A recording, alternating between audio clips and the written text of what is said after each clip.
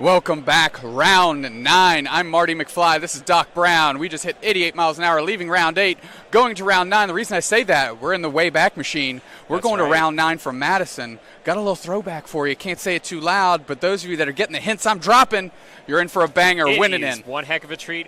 We are not all the way back to 1985, not 1955. We're all the way back in the 1800s at this point. It is going to be a blast. We've seen some really crazy things this tournament.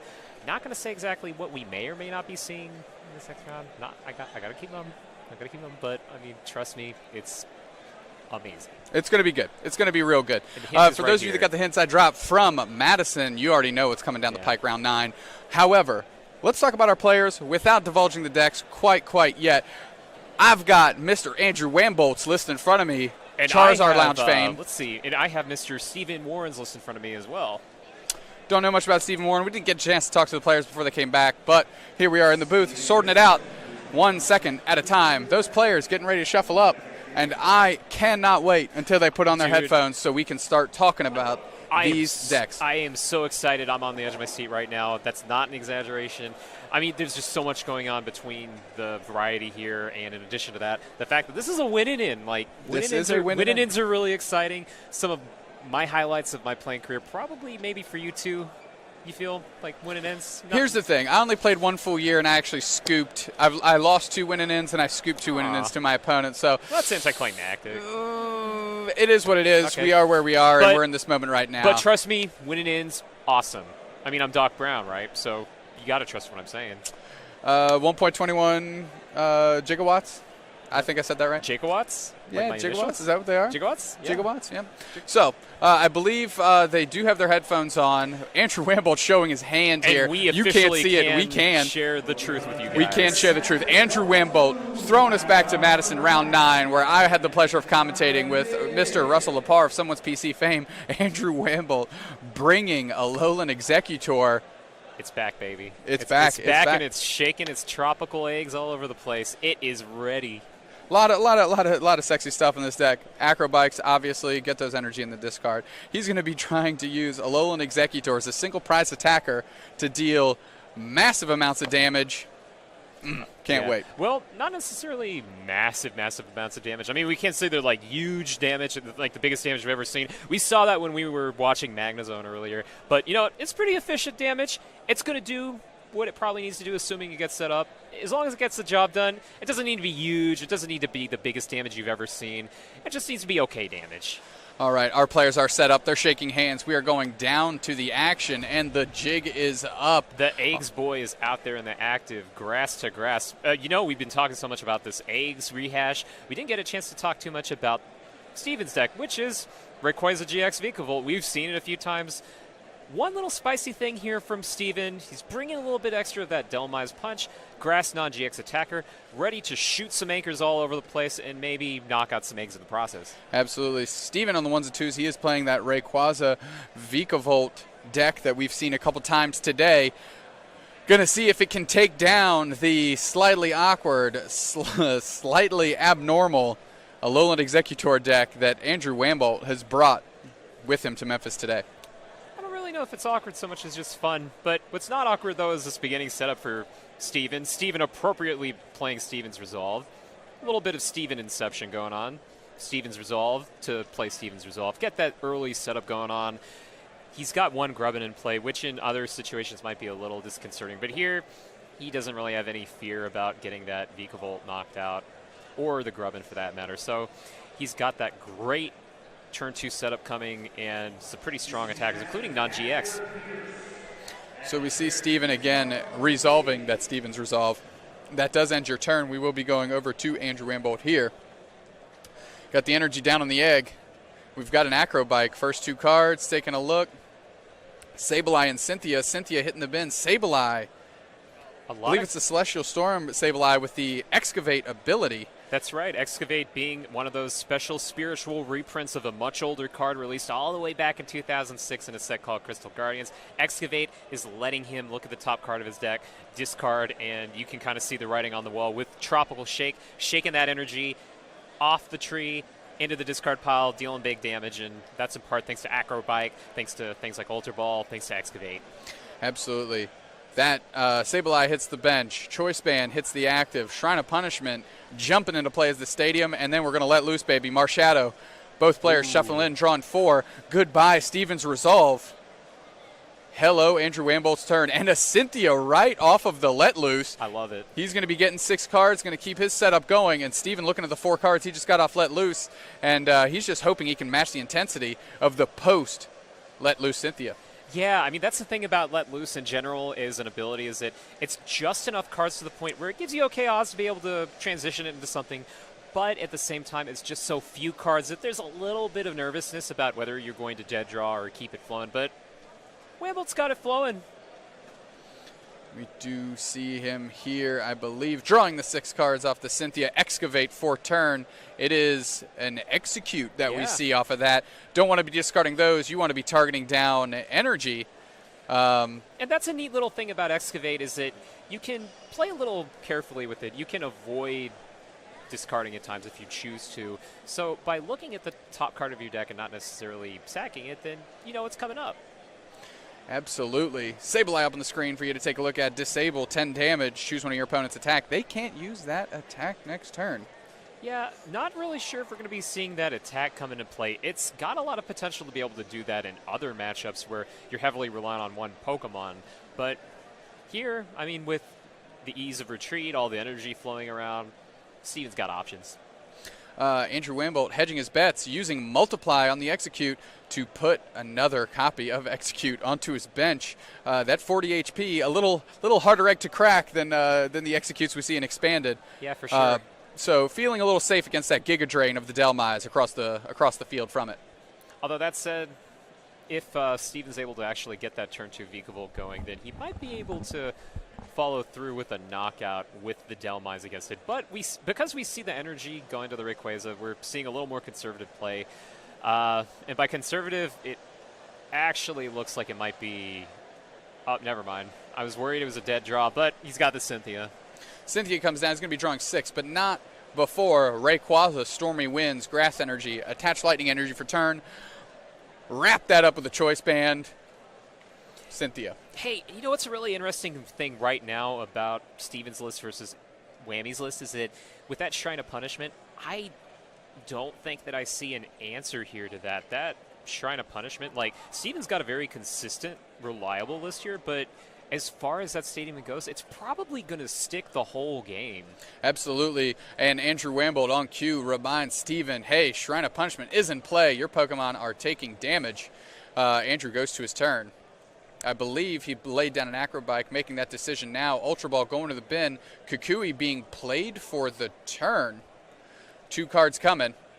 Interesting that he got rid of the Ultra Ball there. I presume that means he has an Executor or some way to get one in play here. I'm a little bit confused about the sequencing here as well, but we'll get it sorted out in a little bit. And Executor there, hard retreat, which puts a Psychic Energy into the discard. That is a good order of operations there. And as we know, Tropical Shake, I believe it is 20 plus. I believe so as well.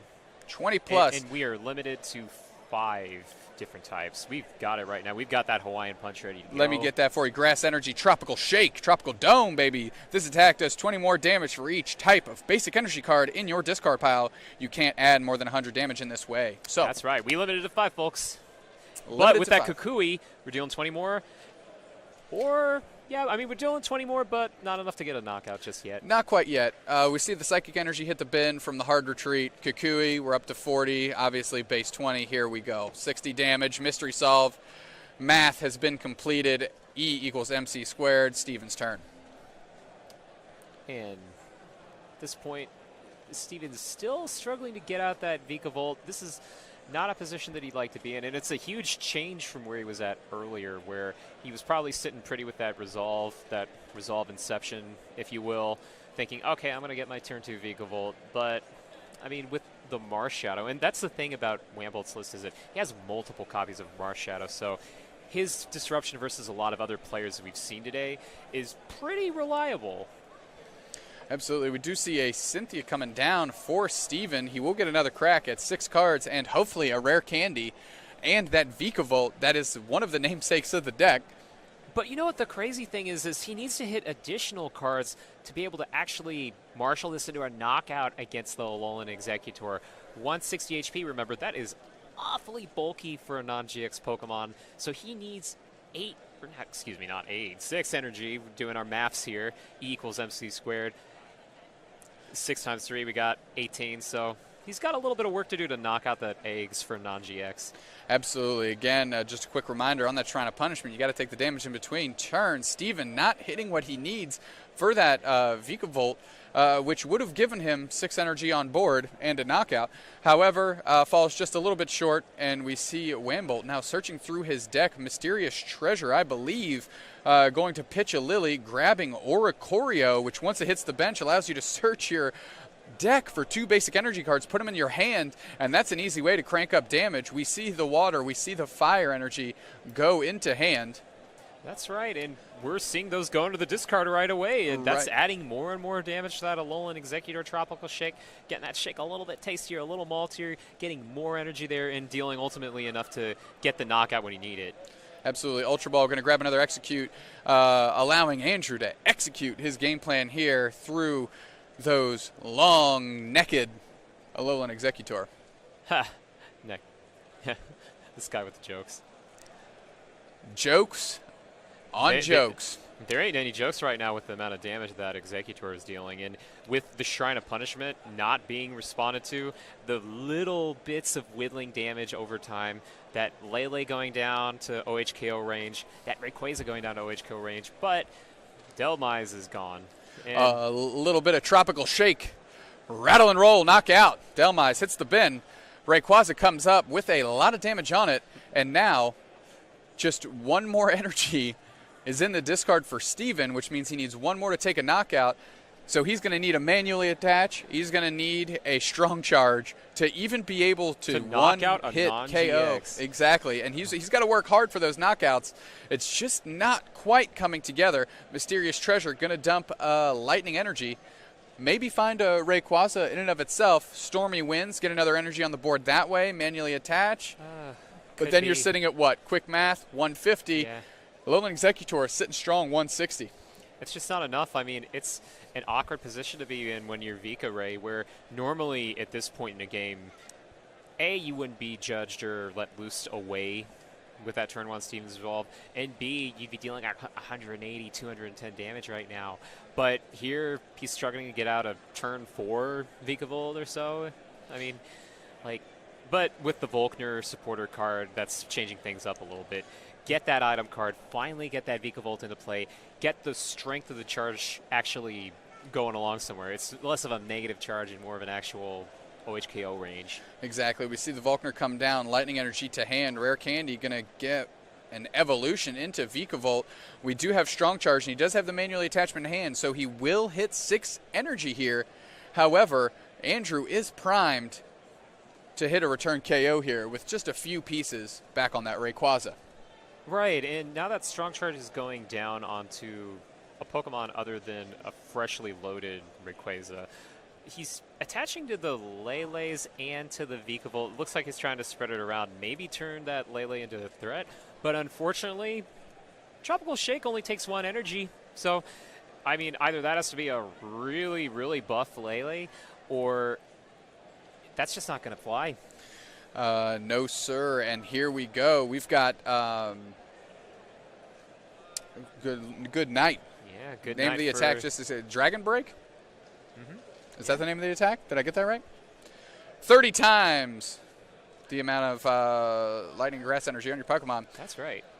Alolan Executor coming up, carrying a Choice Band, which means Steven's Rayquaza is in range to get knocked out between the Shrine of Punishment damage and a little Tropical Shake. We see the grass energy already in hand for Andrew Wamboldt, too. Another Execute coming down. Not missing a beat here. He is not missing a beat. This Alolan Executor looking very, very strong. Uses Excavate for a fairy energy, which might be the 5th type: water, fire, psychic, fairy, grass. That's 5. We're at 120, Choice Band 150, knockout. That's right, and those shakes are getting bad right now, and the punch is tasting extra nice right now. Tropical Shake and bake. Tapu Lele, heavily damaged, coming up in the active. Shrine of Punishment still doing its job, stacking up that damage, ticking it up one more time. And this is just such an inefficient situation for Rayquaza to be in, where in order to do the same thing that Exeggutor is doing, it needs 6 energy. So going back to our little theme here, our running thing of doing the maths, E equals MC squared, you need 6 energies, that's 6 cards, 1 Rayquaza, presumably a Vikavolt as well. That takes about 3 cards. So we basically got about a sixth of Steven's deck to do basically what Whammy's going to be doing in about 7 or 8 cards. Exactly. Just 1 grass energy attachment. And Andrew's off to the races. Steven needs just a little bit more than that to be able to catch up. We do see an Ultra Ball. I believe it was throwing away another Ultra Ball and a Vikavolt, grabbing the Rayquaza. We're going to see Stormy Winds mills over 3. There is an energy in there, as we know from this past knockout. And a couple great cards went away. 2 Rare Candy. I'm not sure if that's going to be relevant given the strength of Andrew Wamboldt's board position. But in case that Vikavolt goes down, it's going to be almost impossible to have a follow-up Vikavolt this game. Good news is we might see a hard retreat here. A clean Rayquaza coming up. Is going to survive a Tropical Shake attack. However, it's not going to be taking a knockout on its own either. So, rocking a hard place for Steven. However, he does get a little bit of wiggle room here.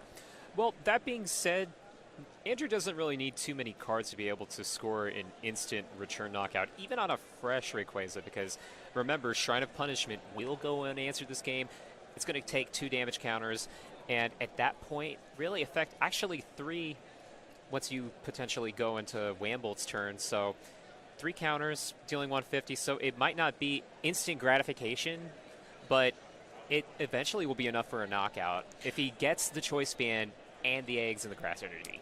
Great point. So we see a fully loaded Rayquaza. He did have a manual attachment from hand, which will give him 6 after the retreat here. So he will have the knockout available to him, which is definitely good news for Steven. That's step 1. Cynthia coming down as the last card in his hand. Just an interesting melange of cards in that hand. Nothing that really advances his board state too much. Shrine of Punishment damage, though. If Andrew Wamboldt can find an Alolan Exeggutor, a Grass Energy, and a Choice Band, as you mentioned, that in-between turn Shrine damage is gonna help close down the gap of the health that Rayquaza GX is gonna have after a Tropical Shake. Yeah, and you know what? That's a pretty thick hand right there. Pretty thick hand, so given the amount of options that he has, there's pretty high odds that he's going to be able to just transition this into what he needs. Now, the real question, though, isn't necessarily if he's going to get the Alolan Eggs and the Grass Energy. He's got pretty good odds of both of those, but does he have the follow-up Choice Band? He needs all 3 of those to be able to set himself up for that really sweet spot of 150 damage, where we've got our base 20, we got our 100 from the energy in the discard, the 150, and then just a couple pings on the Shrine of Punishment, and the Rayquaza's gone. We see a Rescue Stretcher putting back, I believe, an egg and a Alolan Exeggutor. 2 copies of Alolan Exeggutor. Nest Ball going to grab another Execute. And Andrew Wamboldt's going back in. He's got all the ball cards in his hand. I think he is going to be able to power up another Execute to the long-necked Alolan Exeggutor. That's right, and there's that Alolan Exeggutor. Still needing a couple more cards here to finally get in that good position. But the great thing about running a non-GX deck, which is what Wamboldt's got right now, is that even if he misses one of those crucial cards, he can just recover it with another non-GX attack. He doesn't even really need that much if he misses the Choice Band here. It's really about having the Grass Energy right now. He is short 2 cards, that is the energy to actually announce an attack, as well as that Choice Band. He does play an energy recycle system, which is effective, and on cue, there it comes. It's effectively Rescue Stretcher, except for basic energy. So plucking the Grass Energy out of the discard, back into the hand, and then Cynthia and Steven, you can see just the tip of his ball cap going down, as Andrew is never short of cards in this matchup. He is just running and gunning here. Yeah, and the great thing about Excavate, aside from all the other things we've talked about, discarding those energy, taking a peek at the top card, he can also discard useless cards. And part of getting the right math in the Pokemon trading card game is getting rid of those useless cards, and you're the home stretch. And Wamboldt right now, he is in the home stretch. He needs to go ahead and try to get himself to that point where he's getting rid of the useless cards. And between Acrobike and Excavate, he's able to do that. Acrobike coming down. Cynthia going to the discard. Mysterious Treasure going to send another off-colored basic energy to the discard. A grass, the only one that Andrew Wamboldt needs to attack with his Alolan Executor. And I love getting that Mars Shadow right there. He's just saying, you know what, if your hand gets out of control, I've got the Let Loose ready to go. I'm ready to disrupt you if I need it. And hey, if I need to hit a really important clutch card, I can just use it as regular draw power.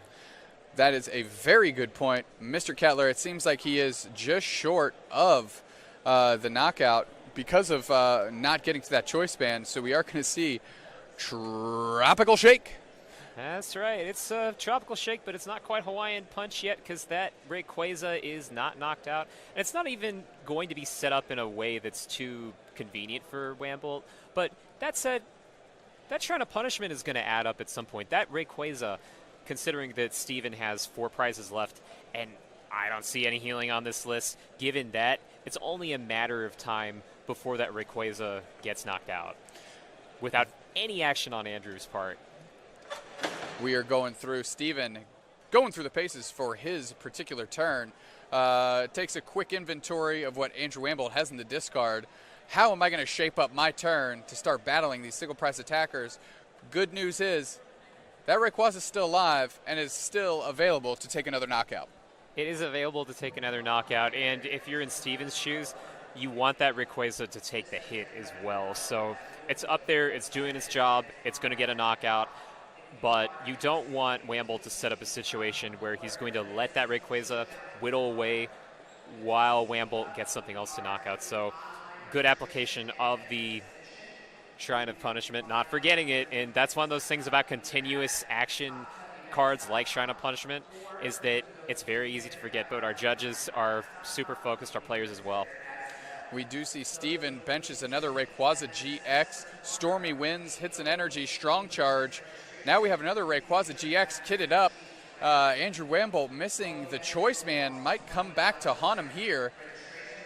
As Steven, with a very thin deck, plays Cynthia. He's going to have to rip 6 off the top. And maybe this turns into a game where Wamboldt goes for a mill strategy. I'd be interested if he tried that, where given how...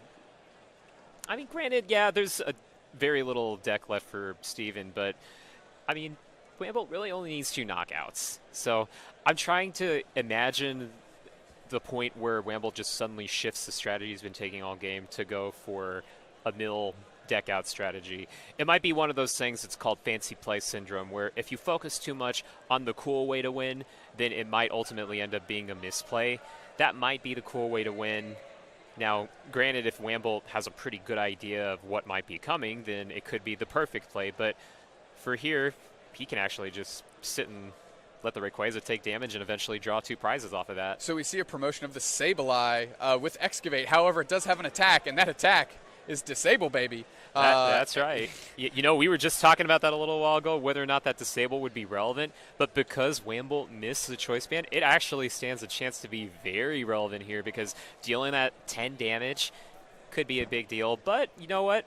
Wamboldt's like, no, I don't want to pull off the fancy play. I just want to go ahead and get the knockout, knowing for an almost certainty that that Rayquaza is going to go down. And Steven's kind of like... scoops it up, sees the writing on the wall, with Shrine of Punishment damage going all over the place, and that knockout there due to Tropical Shake. Tropical Shake, the multicolored graffiti on the wall. He sees it and is like, okay, let's go ahead and try to adjust things a little bit. If I'm Steven, I want to go ahead and get that kind of explosive early start that I had the first game, but not get answered with disruption. So that's something that he's just kind of hoping for. In addition to that, maybe getting some of those executes knocked out before they become a Alolan Executor. As far as stuff that I want to apply more as opposed to just hope to get, maybe find some way to knock out a couple of those non-Alolan Executor Pokemon, get prizes where you can before it adds up too much, and most importantly, not throwing a bunch of GX Pokemon down. I'm not saying that Steven did that. I felt like his play of the GX Pokemon was natural, but when you don't have any answers for that Shrine of Punishment, you still have to keep up a good level of play. not playing unnecessary GXs, and just timing it really well. Absolutely, and I think the last piece of the puzzle there for Steven is a turn 2 Vikavolt, which I think he hit his Vikavolt on turn 4 of that game, and that's just too much time, too much real estate to work with for Mr. Andrew Wamboldt, and he was able to put together his egg-based game plan. We see a mulligan from Mr. Wamboldt, and the odds of that are actually pretty high looking at his list. He's got 8 basic Pokemon. I'd say, just as a guesstimate, about on average, you see 11 or 12 basic Pokemon in most players' lists. And there, it's a little more likely, but it pays off. I believe St. Louis native Andrew Wamboldt going to see if he can use these eggs and get himself over to day 2. Steven, on the other hand, likes seeing more cards because he needs those resources to set up. He might not even be resolved or anything like that at this point. He could just go ahead and get tons of mulligans, keep it going, getting that turn 2 Vikavolt without any problem. Andrew Wamboldt with a very well-constructed deck. Yeah, for sure. With a lot of access to Marshadow to let loose against these set-up critical decks. And as he gives Steven more and more cards, getting a turn 1 let loose is becoming more and more imperative for him. Yeah, but the saving grace is he has pretty good odds of it. Like we were talking about earlier, he runs 2 let loose, and in addition to that, he runs Mysterious Treasure. He runs Ultra Ball. He has a lot of ways to get that, and most importantly, it's not that likely that both copies will be in the prize cards. Andrew Wamboldt also playing with the full suite of Lily, 4 copies, not something we see too often. And we're on mulligan number 4. Mulligan number 4, we're going to work here. Andrew Wamboldt, you're going to have to change up your shuffling style here, kid. Or those eggs are staying in the carton, I believe is how we want to say that. I don't know, man. One of them's cracked. I don't want them in the carton. I don't want to go to a store and buy half dozen eggs and one of them's broken. I mean, I'd be more worried about the fact that they're sentient and have faces. That might be a little bit more of a concern than the only one without a face that's cracked. Hey, to be fair, the one that's cracked, you can't really tell if it even has a face, right?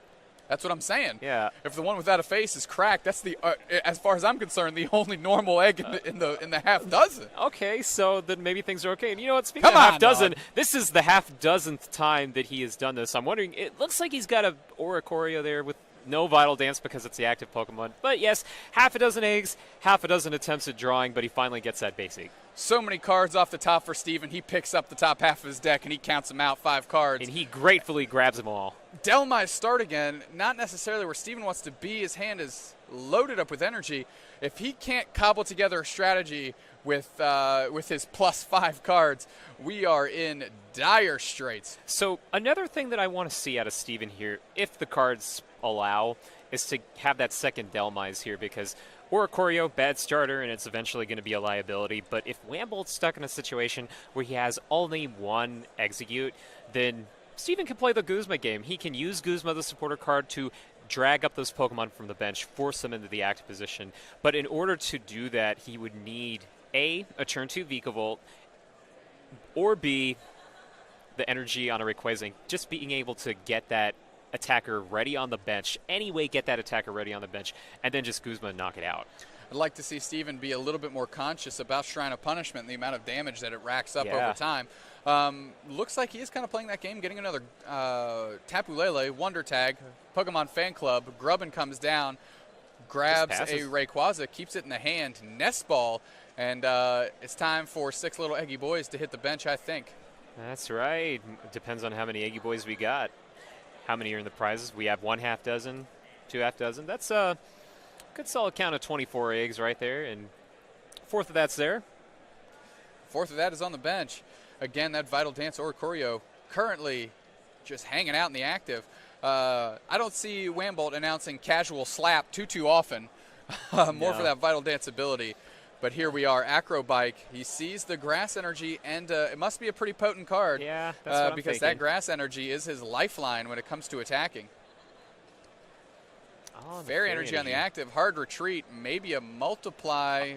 Multiply costs 1 energy as well. So maybe just a way to hard retreat, get another energy of a different type into the discard. Yeah, and that makes retreating really not that big of a deal from Wamboldt's perspective because he knows it's going to go in the discard pile. He knows that it adds to his damage ultimately.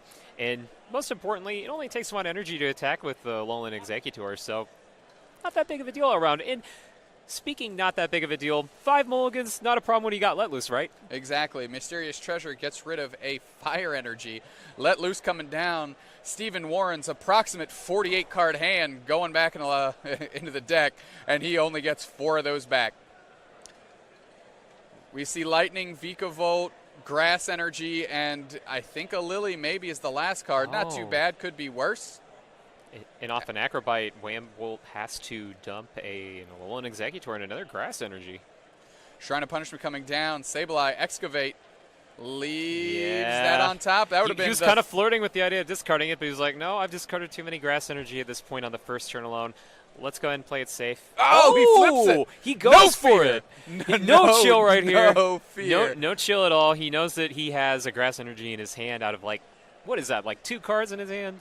Yeah. Either way, he's got what he needs. I'm not going to put Andrew Wamboldt, rake him over the coals. He knows what he's doing. 3 Grass Energy in the discard. Now we're over to Steven. Let's see what he can get together off of this Let Loose. What is that, a Giga Drain for 30? Most importantly, that's not a Vikavolt. All those mulligans, and that's the crazy thing, is sometimes, even with all of those cards that he drew, all those extra cards, it just doesn't do what he needs. And, of course, Wamboldt reminding Did Wamboldt bin a Grass Energy in the dark and then peel an Alolan Executor? Is that what we he had a Rescue Stretcher sitting in his hand. So all right. He still had that. And it seems though like he's relying on that Sableye to carry him out from here, trying to see what's at the top. I was about to say, this man can't be stopped. If that's what it was, I was going to say this man can't be stopped. Tropical Shake, 80 damage onto the Delmise. And grabbing an Ultra Ball, meaning that Steven's suddenly going from just draw pass or Giga Drain options to something a little more potent, but depending on if there's rare candy sitting in his hand, it might not be potent enough. Ultra Ball going to come down. Interesting to see what Steven discards here.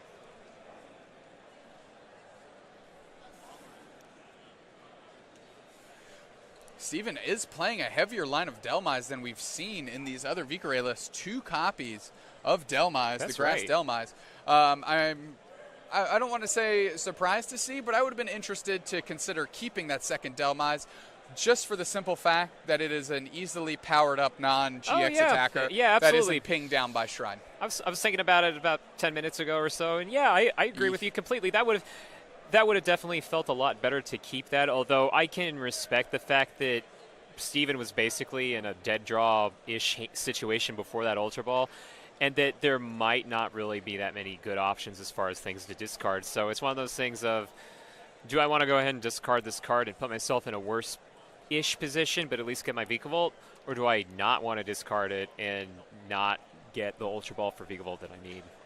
It's a very fair point. We see the Ultra Ball come down, pitching that Delmise that we were just discussing. Tapu Lele GX Wonder Tag Bebe for Volkner. Woo! One of my personal favorite supporter cards. Rare Candy, Lightning Energy. We do have a strong charge available.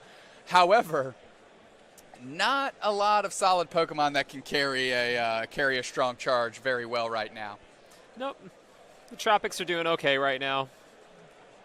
They're feeling a little bit of a storm, but they're saying, no, I'm fine. I can go ahead and take a 120 damage category Storm. I can even take a 150 damage category Storm. As long as that Alolan Executor stays alive, he's okay. We do see Steven really dialed in to this non-GX attacker strategy. And, of course, as I say that, he calls an on-the-field audible. We're moving those 2 energy. We're putting them on Tapu Lele. Natural attachment goes to Vikavolt and a Giga Drain. Interesting sequencing there. And the thing that I like about him doing the Giga Drain at the very least is so he's healing up a little bit. The healing is probably not going to be that relevant, but at least with... Actually, you know what?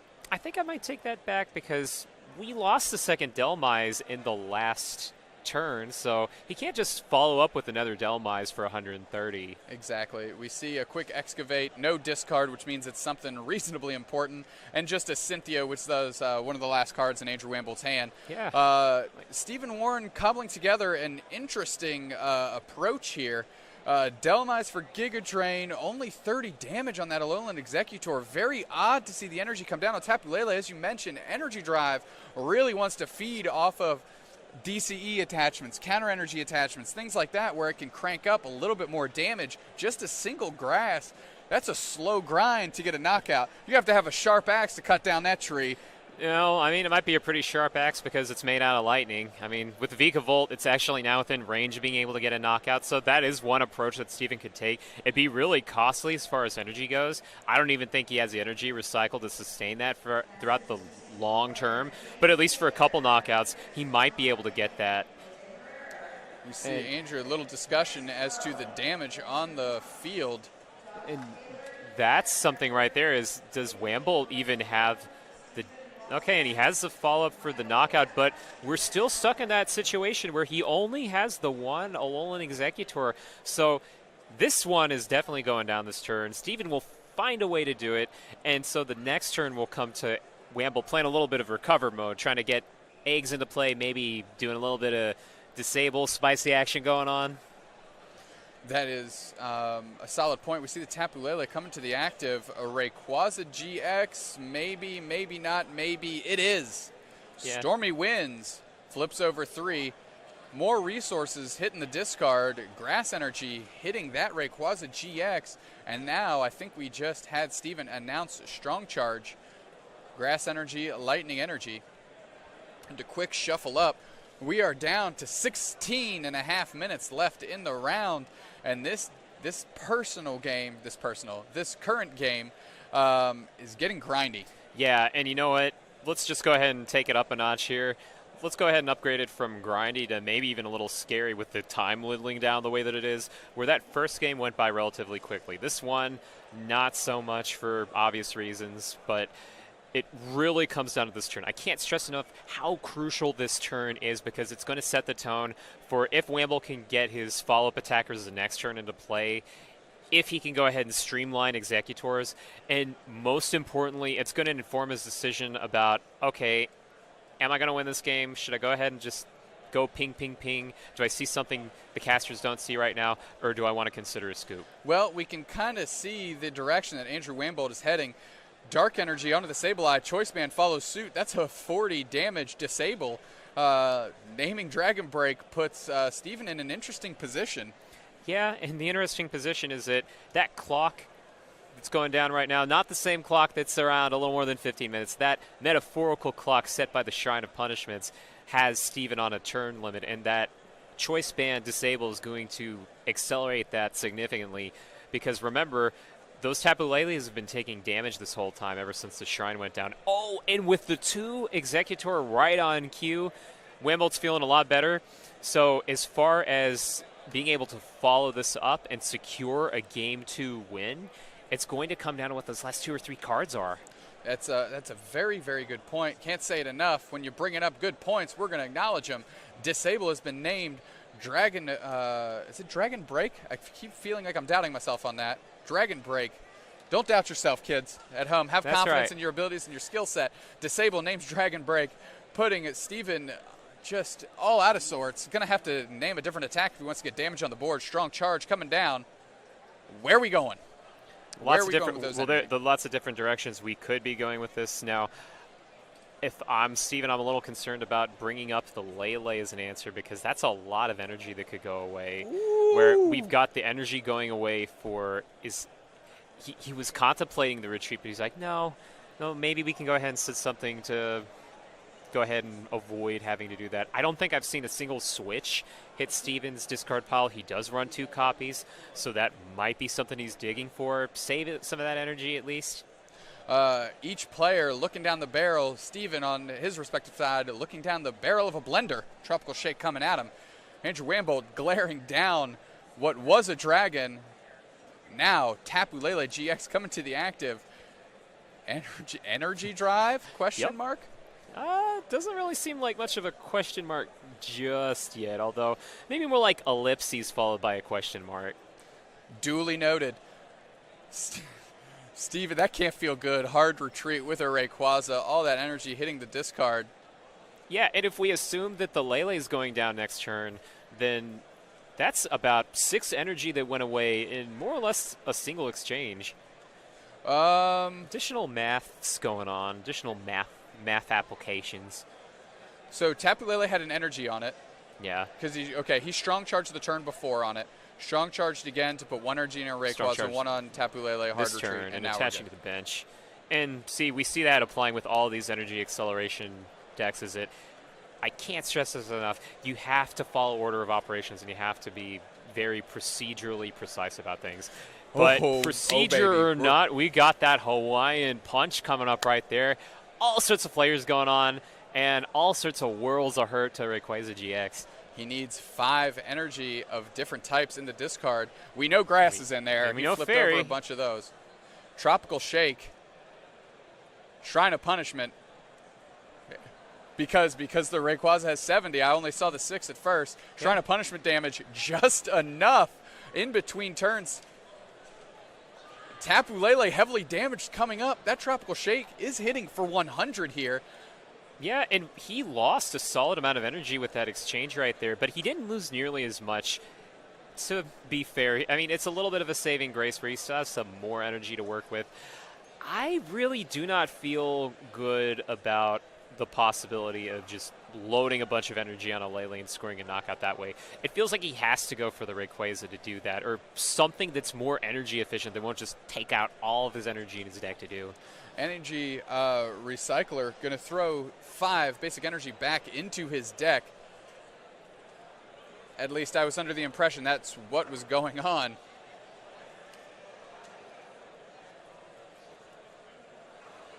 I am all out of sorts here, folks. He's feeling the pressure right now. Okay, here we go. Ultra Ball, Nest Ball, Choice Band hitting the discard, and Steven's going to search his deck for a Pokemon of his choice. Put into his hand. Rayquaza GX. Taking a look. Do I have the energy for Strong Charge? Do I have to Stormy Winds here? What are my odds? Yeah, and that's the thing where the order of your abilities and your moves are just so crucial, is that there are awkward situations players can get into where they have the grass or the lightning, but they don't have both. Or they have like 2 or 3 grass and no lightning, and vice versa. Gold Energy Recycler coming down. Those 5 energy will get back into the deck. So that Strong Charge is going to be have maximum access here in the later stages of the game. Going ahead and going to announce the Strong Charge. Yep. All on this Rayquaza GX to do the heavy lifting against Alolan Executor. Tropical Shake might be the end of the line. However, Grass Energy, Executor Guzma, and its curtains. Yeah, and not so much, though. I mean, with relatively not that many cards, remember last turn we didn't actually see Wamboldt drawing new cards. He was playing Guzma, he was getting that knockout that he needed, but at the same time, he still has to keep on chaining these new cards being the Alolan Executor, the Grass Energy, and most importantly, a follow-up Execute, because this board spot right now for Andrew Wamboldt is okay, but it needs to look exactly like this going into the next turn. At the end of next turn, that is. He needs to be able to draw an out to that Execute again, Executor, and I like Steven's approach here to a point where he's trying to put that natural card pressure on Wamboldt. Volkner grabs a Lightning Energy and a Switch, so we're going to see the Switch. No sense in dumping energy here. That Rayquaza, which is clean, by the way, just hit the board this turn, going to step up, and he's got plenty of energy for the knockout there on Dragon Break. That's right, no problem at all as far as being able to do the right maths, because we got about 210, 240 there for more than an overkill. Not quite the same way earlier where he was Shrine of a little bit off. Shrine of Punishment damage. That's right, boys. Shrine of Punishment damage. Yep. There we go. Can't say it enough. Shrine of Punishment, Shrine of Punishment. It's that continuous stadium. You guys at home are probably thinking about it the same way. It's one of those things where both players have to constantly be training themselves to think, okay, put 10 on everything that's GX. Okay, put it again and again. That way it's second nature. Ultra Ball getting rid of the other Shrine of Punishment. As we mentioned, no way for Steven to get rid of those stadiums. Andrew Wamboldt definitely has understood that at this stage in the game. Decides to pitch his extras with an Ultra Ball, grab an Alolan Executor, and are we going to have a Tropical Shake on the horizon? And a Kukui right now. That's 2 cards coming off the Kukui. Acrobike. Oh. Rescue Stretcher, going to the hand. Psychic Energy going to the discard. I believe that does mean we've hit the threshold of 5 different energy types. So Tropical Shake right now is at 120 damage. But that's on the condition he has a Grass Energy. If he doesn't have a Grass Energy, I don't care how many little different colors of energy. I don't care if it's Skittles Taste of Rainbow. He's not dealing that damage if he doesn't have that grass. You do need energy to attack in this game. It's kind of how it works. Oh, Mysterious Treasure. Oh, so it looks like he might be doing a little more digging. Last-ditch effort to get that grass energy to keep things up, and maybe a last-ditch effort to get that Execute as well.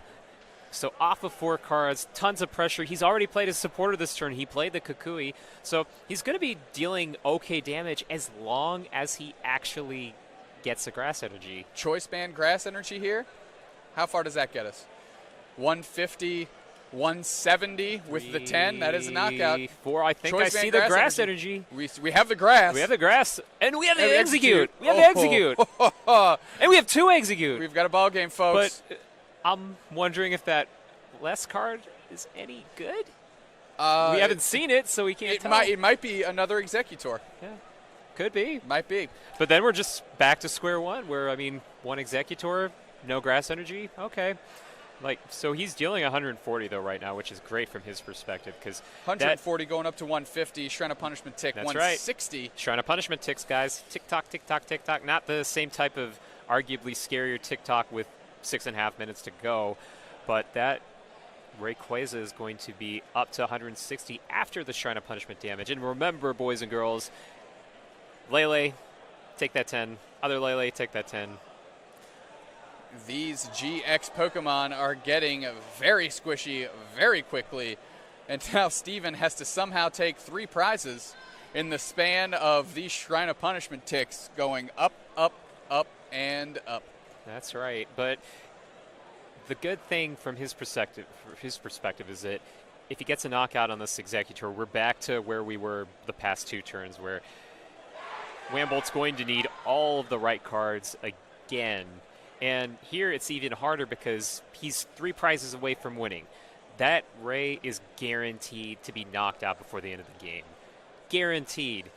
And at that point, really all that Wamboldt needs, so granted, he only has 1 card, so it's not going to happen this next turn. So he isn't going to do some amazing thing like Guzma knock out something else, Shrine damage game. Instead, he's going to have to play conservatively. Even if it's a dead draw situation, he might just need to promote something that isn't that important, like one of the Mars Shadows. Steven is all in on Tapu Lele GX as his backup attacker. We see 3 more energies go on to that Pokemon. And he's bringing up the eggs. Let's see what he gets off those 2 cards. Does he actually... Does he have Execute? Shrine damage, boys and girls. Energy he's got onto Mars Shadow. He's got the damage, but it's... So just he's just passing here. 2 prizes. He needs good ones. Yeah, he needed some draw or something in that. I think he got a choice band in there somewhere. Ooh, this is down to the wire, just like in Madison, down to the wire. Whew, hopefully somebody has the legs to cross the finish line here. Yeah, and it seems like all those really painful discards at the early game for Wamboldt are coming back to haunt him, where we saw 2-3 grass energy go into the discard pile. That's rough. We saw 1 Alolan eggs go into the discard pile. That's rough as well. Putting a lot of pressure on his recovery, like Rescue Stretcher and whatnot. So we are at this critical juncture in the game where we've got severely damaged Lele's, but 1 cute little play, and I don't know if it's actually going to follow up. So if I am correct here, we have the 1 Psychic Energy. I'm not sure if we have with Energy Recycle System. Has it been played yet? Because Energy Recycle System has been played to put a grass back in the hand. Okay, that's right. 94% positive. Well, now I'm 99.9% sure because I'm remembering it as well. So the cute little option of being able to win the game off of a Mars Shadow attack is no longer there because he only runs the 1 Psychic and the 1 Energy Recycle System. I'm thinking he puts that lightning energy down as maybe some sort of Guzma pivot, what have you. Hard retreat into Rayquaza. Doesn't announce a knockout here. And is this... Energy Recycler coming through. 5 energies going in. He's going to have his strong charge ready to go. That Rayquaza clean, sitting up front. Going to be picking up 2 more energy. Going to be able to take a knockout on this very, very tiny 6-pack of eggs. And it comes down to Andrew's last turn. Are we going to see Steven whisk away with game 2? It just depends on what those cards Wamboldt's sitting on. I would guess that based off of this, he's probably hoping to get a top deck here. And it's a very points big of top Shrine deck. of Punishment. Yeah, Shrine of Punishment, yep. And I'm just wondering if that's going to be the little bit, because that Lele... 30 damage left on that Lele. Man. That's just painful to watch, how close it is to being knocked out, but how far it is. I mean, the fact that Wamboldt is not just conceding it outright tells me that he might have some sort of little way, or maybe he's checking to make sure that he's missing it. Scoops it up. And That is just a sad state of affairs for both these players. Just the way that Andrew Wamboldt's deck operates, I don't see a way that this game ends outside of a benching situation. Or somebody just spontaneously conceding to the other player. Like, it's tough to say, but with that win, I mean, Steven's got himself an additional point. Now, there's actually a solid incentive to just not have some sort of understanding about how to approach the situation in time, because granted, it's a more efficient result if somebody ends up winning as opposed to them tying and knocking each other out. But there are other things on the line, other forms of calculations that these players have, because there are championship points on the line, and even if you don't make the second day, the championship points go all the way down to the top 128 players. So if you're angling for that Worlds invite, whatever you may need for it, that's actually incentive to go ahead and take the tie. How do you eat a 6,000-pound burrito, my friend, one bite at a time? And that's exactly what a World's invite is. You just got to cut into it, cut into it, cut into it. Well, speak for yourself, because because burritos are delicious. I don't care how many pounds they are, but yeah, I see your point. Well, you still got to eat them a bite at a time, John. You don't need to bury me after my awesome analogy. Come on. 1 minute left in the game. Focus up, kid. That's 1 right. minute left in the game. Andrew's going to try and bench some Pokemon so his tournament doesn't end in a sad state of affairs. Stephen Warren taking a look at his cards. Rayquaza finally in the active. That's nice, I guess. Yeah. No Delmise to be seen quite yet. Shrine of Punishment comes down, so at least Andrew will get damage on the board this game. That's right, although the question is if it's actually going to be anything significant where, okay, he's searching for the eggs, and he probably knows at this point that time is severely dwindled, where he's probably just kind of maybe setting up his board, maybe hoping that he can offer a convincing enough position to maybe get a concession, where there are different ways that players approach the situation, and it's kind of a delicate thing where if players have an understanding that they want to spontaneously concede to the other, they may make that determination based off of different things, maybe number of prizes left, maybe the board state. And so for both of those purposes, it seems like just playing the turn out might help Wamboldt show a convincing board. Looks like time has been called into the round on Andrew Wamboldt's time, turn 0. As we can see, time ran out on Wamboldt. He hadn't quite resolved the end of his turn. I believe he's still motoring through, actually. Mysterious Treasure pitching that fire energy. And I'm going to go ahead and call this garbage time, because we ain't finishing this one. No siree, Bob. And at this point, I mean, if these players have not just accepted the tie already, we know that something is a little bit deeper going on. Hold on. What's up? Okay, Andrew Wamboldt's turn 0. 1, 2. Okay, so Shrine of Punishment tick, 10 damage. Yeah. He gets 5 energy in the discard. Kukui already has the choice band knockout. Problem. Two basics in Steven's hand, so even if that happens, I mean, he does have he two won't basics. be able to draw enough prizes. Yeah. Oh, it's okay. You didn't see. But at any rate, he won't. It's impossible for either of these players to lose the game unless they spontaneously concede. Well, I want to at least tip my cap to Wamboldt, who's seeing what his options are and playing Yeah, to them. for sure. Unfortunately, that game's going to be spoiled real quick when Steven just casually puts down 2 cards from his hand to the not bench. so yet, because, I mean, at the same time, if this were just an automatic acceptance of the tie, they would have tied already. They would have just shook hands and walked away. But I feel like there's a little bit more that we can't get just by watching this game. There's a little bit of extra context going on, and we see a pass from Steven there. Maybe that's Steven's way of saying, okay, I want the tie, and I'm not going to concede spontaneously. Like, he didn't even bench that other Rayquaza. He just went ahead and threw the Delmines down, being like, okay, it's a tie. I think it's because he knows he has turn 3, so when Yeah. he gets back to turn 3, he can just throw it down and say, hey, no chance, no dice. However, if I'm under the lights, round 9 and a long day, I'm going to take advantage of it, right? Oh, yeah, you're for You're sure. allowed to play your turns if you want to play your turns. So Absolutely, by all my means, friend. get it done. Absolutely. And you know what? You're on stream. You're having a blast of a time with a really cool, strange, awesome deck. So you might as well just enjoy yourself, kind of keep it fresh. And so even if there isn't some sort of understanding about who might concede spontaneously or not, at the same time, you know what? Might as well go out with a blast. There you go. Alolan Executor coming in. Andrew Wamboldt going to try and eye up a Tropical Shake. Just one last time. Unfortunately, we don't see it. No shake and bake this particular time. Steven extends the hand. That is a draw from what we see at face value. Coming back to the booth here. Second time, happened in Madison, happened in Memphis.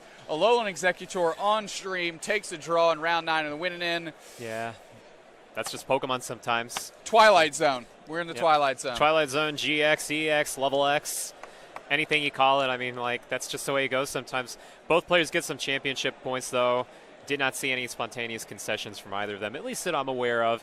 If we did have that happen by some slim little chance, in we'll have somebody running more forwards to us and saying, hey, we've got an interview, but that's not happening right now. But, hey, still really well played by both players. I really liked how Steven approached that, where he was basically just teetering between losing the game multiple points, but he still pushed through, and he was able to turn that into a win for that second game. I think that the was well story. earned. I think the story here for round 9 is game 1.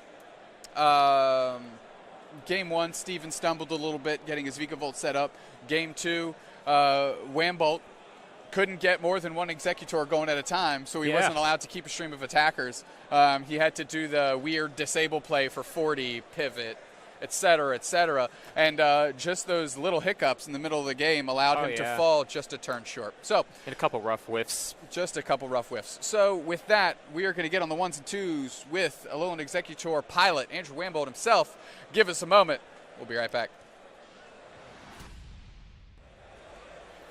Hey trainers, I am back here with something a little out of the ordinary. Normally we don't do this, but Andrew's actually been really gracious enough to offer a kind of an interview just to figure out what was going on with the deck, kind of talk about his tournament, and get into his head for what was probably one of the coolest decks that I've seen all tournaments. So first off, what inspired you to play Alolan Executor? So I've just been messing with it on and off, and eventually on PTCGO I got to the point where I had a list that basically didn't lose against any of the big meta decks. Like I go on like 20-game win streaks and stuff like that. So I felt pretty comfortable with it against Fikaray, Malamar, Buzzshrine. Zoroark is a bit sketchy if they're really good. But I figured in tournament, at least day 1, most of them should probably misplay in some way. It's like 50-50 if they're playing right, but if they misplay, it becomes a lot more favorable. So a bunch of playable matchups, right? Yeah. So rewinding a little bit, you were telling me a bit about your preparation. You were playing on Pokemon Trading Card Game online a lot. So I remember you saying you went on a 20-game win streak. Is that kind of when you're playing against random people on the ladder? Is that kind of how you measure it, where if you're on one of those massive tears, then you have a pretty good feeling, a good hunch that, hey, this is probably something special? Yeah. If a deck like wins a ton, it's obviously going to be pretty good. Like, decks don't just win for no reason, and since PTCGO has pretty good randomization, you can test the engine pretty well, so you can feel pretty comfortable that if it's drawing fine on that program, that it should probably draw fine still in tournament. That's awesome. And since you're a pretty solid player who's been around for a long period of time, you can also feel pretty confident in your matchmaking record, which admittedly is hidden on PTCGO, but you know you're playing against some pretty strong players with meta decks. So maybe tell us a little bit about your tournament, at least up to this round, because we already saw. Yeah, so round 1 I played against Metagross GX, which is really bad because they can do 160 with Delmise, and they play 4 Max Potion. So I ended up tying that. I probably could have won the 3rd game, but I just didn't concede soon enough in game 2. And then round 2, I pretty sure I played against Diane Szymanski, and she was playing like a Coco spread deck, and I just never got a Alolan Executor set up, so I just conceded 2 games very quickly. That's a pretty bad matchup, even if I did get set up, though. And then after that, I played against, I'm not sure on the exact order, but I played 2 Zoroarks and beat both of them, and then played 2 Vika Rays and beat both of them, so that puts me at 4. Yeah, that's right. Okay. And one other deck, so there's a Reshiram GX Victini Ho-Oh Kiawe deck that I played against, and I ended up tying against that. I don't think that's like too bad just because you have the prize trade, but I had no idea what any of the Dragon Majesty cards did, so I was just kind of figuring it out. It seems like it wasn't too hard to figure out, though. And then round 8, I played against Russell. He was playing Empoleon Swampert, and like game 3 went to time, and I was up 3-0 on prizes. He hasn't taken any, so he ended up conceding that one. That's cool. And then we had the stream match. Yeah, and it was a pretty exciting match overall. So maybe tell me this. So overall, not quite where you're hoping for. Still a championship point run. We don't exactly know what that'll entail at this point. Are you feeling about maybe bringing the deck out at another tournament at some point? So we have a problem where Pokemon got rid of pretty much all our League Cups, so there really isn't a next tournament. Yeah. I am going to Portland, though, and with Compressor and Laser Bank and some stuff like that, I am going to mess around with the expanded version, but that'd be quite different than the standard version. That's cool. So not really locking into anything, but you like the way that it flowed. And I mean, with the expanded format, it's got a lot more options. For sure. Well, hey, best of luck in future tournaments. Thanks so much for talking with me about the deck. And with that, we will go ahead and be on a brief break before we close out for the day.